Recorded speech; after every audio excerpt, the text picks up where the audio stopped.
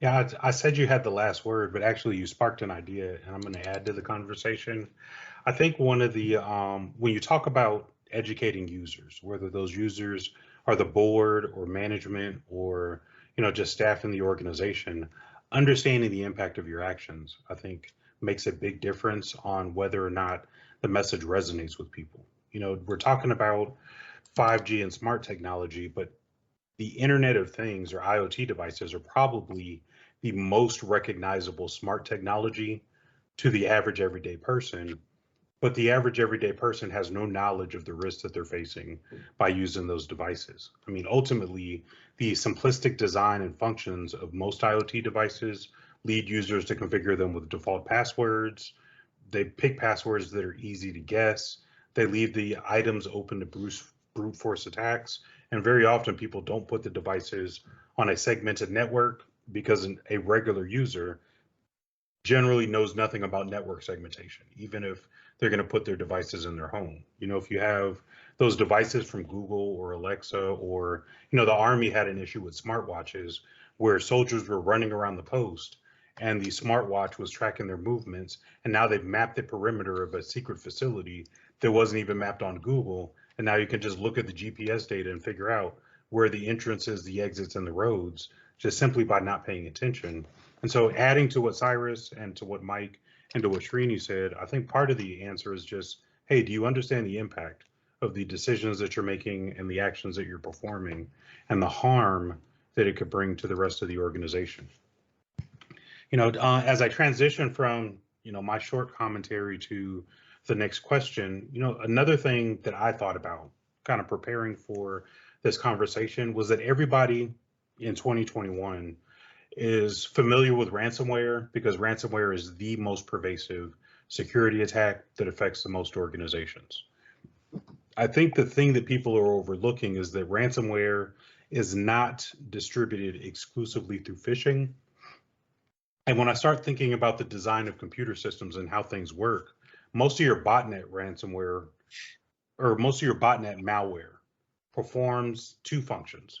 It grows the botnet by finding vulnerable hosts that it can infect, and then it launches denial of service attacks using the infected hosts. It would not be a huge leap to go from using compromised IoT devices in a botnet to facilitate the distribution of ransomware, just like you facilitate the distribution of a distributed denial of service attack.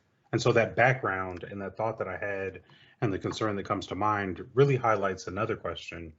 How do you get everybody in the organization engaged in the decisions about what you're going to buy, how you're going to configure it, what the need actually is, going back to what Srini said, and I think is more of an IT governance conversation than a security conversation. It's fortunate that we have two CIOs and a experienced technologist, but I would love to hear your thoughts, just focusing on what's the acquisition and decision purpose, or what's the decision about acquisitions, and how do you get the organization to realize that sometimes the things that they want to buy are going to do more harm than good?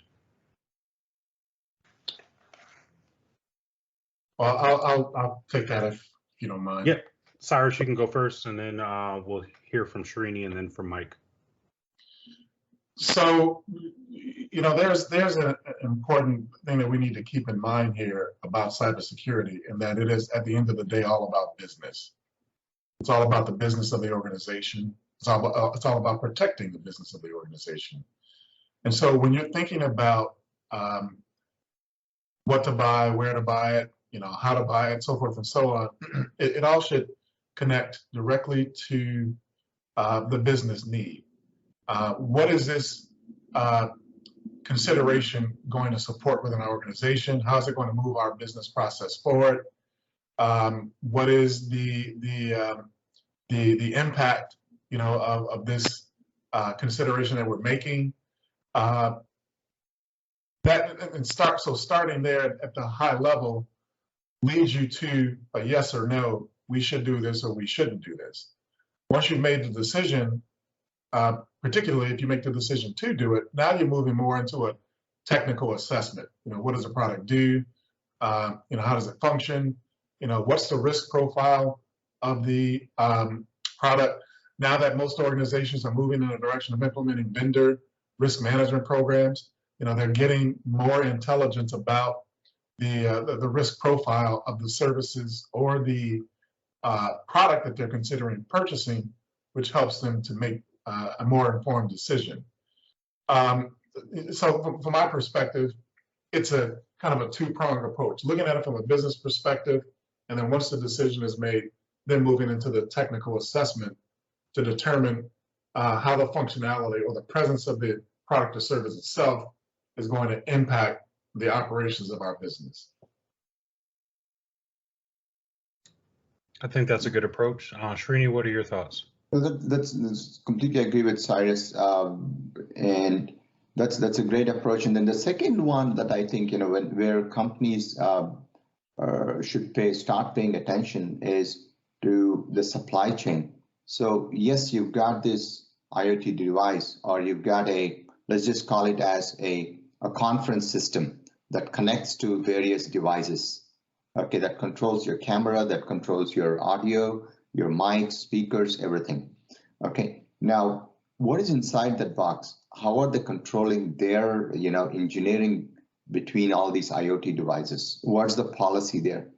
How well is that governed? How well is that secure? Do you have controls on that box to control the individual devices that are on the box, that are inside the box? So things like that also matter, because sometimes we are controlling something at a summary overview level, but at the same time there's devices inside that box that you have no control over. Okay, so when you purchase something, you also need to make sure that you understand how the product works end to end, especially in a connected world. You want to have some way to turn it off. If something's not working, you need to have the control, complete control over the operation of it. Okay, the second one that I've seen companies do a lot more is just around proof of concept. So especially when it comes to IoT or anything to do with 5G, since the overarching topic is also about 5G, we also say that there are 5G garages, 5G labs that are available. If you want to test drive something, you want to test drive some IoT applications prior to putting them into your production networks, okay, then make sure you do a good test of that in either, I think most of the telcos have, some call it 5G labs, some call it 5G garages, but you test drive it before you put anything into your production networks. Cool. Mike, you get a bonus question. How would you approach this? I mean, pretty much the same way as both my peers here basically have articulated. But I would go back and emphasize the importance of that third-party risk management, right? Because as we've seen with many of the the latest attacks that's in the market, whether it was the SolarWinds, or Colonial Pipelines or whatever, there was always an aspect of some type of third-party type of vulnerability that was basically exploited. So kind of looking at what that strategy is from a city perspective and planning and doing the due diligence around the contracting and the supply chain and having a robust vendor management kind of function in place, and also being able to terminate different contracts if certain vendors don't meet certain criteria is very, very important, right? So because excuse me, because this is is becoming kind of the norm. When you see, you hear about the latest attack, it's like, okay, what was exploited? You're waiting to see that was that a third party product that somehow is a backdoor and it kind of got into your system, right? So I think there needs to be a lot more robust due diligence done on the vendors that you're partnering with, and not just a one-off, right? I mean, it needs to be continuously monitored and updated and assessed, and to make sure that they're also being held accountable if they want to be your partner, right, to certain standards, right? And we know those standards are laid out according to different, in best practices or standards that are out there today. So, being vigilant from that perspective, and that requires some coordination with your finance and procurement department, right? If they want to do it or not, you need to be able to articulate, what is that impact if it's not done, right? And how they play into that. So that's all I would probably add.